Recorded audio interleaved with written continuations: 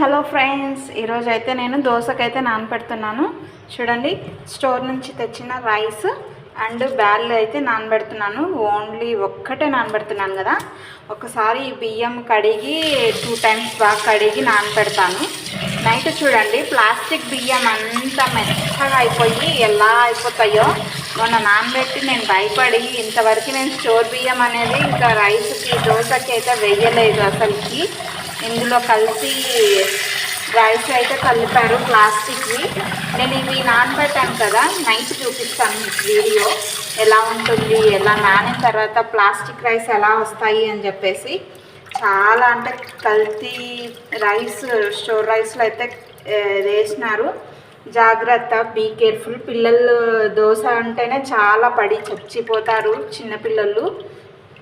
అలాంటి దోశలో ఈ కల్తీ ప్లాస్టిక్ బియ్యం అయితే కలుపుతున్నారు జనాలు, వాళ్ళు లావాదేవీల కోసము. మన హెల్త్ అయితే మనం కాపాడుకోవాలి కదా. ఒకసారి రైస్ స్టోర్ నానబెట్టేటప్పుడు మీరు జాగ్రత్తగా నానిన తర్వాత మెత్తగా నానపడి బియ్యం అంతా మొత్తం పైకి తేలుతుంది. నేను నైట్ వీడియో కూడా మీకు పెడతాను. ఎట్లా నాని అటుకుల టైపు అయిపోయింది. నేను మొన్న అసలు అటుకులే లేదు, ఏందబ్బా ఇది అటుకుల టైపు మెత్తగా అయిపోయినాయని ఆలోచించాను. మళ్ళీ మా ఫ్రెండ్ షాప్లో వీడియో చూపించిన తర్వాత వామ్మో భయపడిపోయాను. ఇంకా అసలు దోశకు నానబెట్టాలంటేనే ఇంకా చాలా భయం వేసింది నాకు అప్పుడు. ఇంకా ఈరోజు ఖచ్చితంగా నానబెట్టేసి మీకు వీడియో అనేది షేర్ చేయాలా, మీరు కూడా జాగ్రత్తగా ఉండాలని మీకు వీడియో అయితే చూపిస్తున్నాను.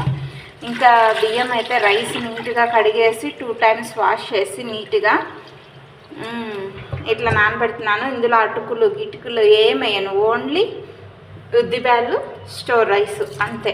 నానిన తర్వాత మీకు నైట్ షాప్ నుంచి వస్తాం కదా, అప్పుడు వీడియో చేస్తాను. చూడండి మీరే కళ్ళారా ఎలా నానుతాయో బియ్యము, ఎలా ప్లాస్టిక్ రైస్ ఎలా వస్తాయో మీకు ఈ వీడియో అనేది షేర్ చేస్తాను. చాలా జాగ్రత్తగా ఉండండి. పిల్లలు దోశలు అదే పనిగా ఇష్టంగా తింటారు కాబట్టి మనము దాంట్లో కల్తీ లేకోకుండా నీట్గా ప్లాస్టిక్ రైస్ అంతా వంచి నీట్గా కడిగి చేయండి. పిల్లలకైతే జాగ్రత్త, స్టోర్ రైస్ వేసేవాళ్ళు. Bye guys.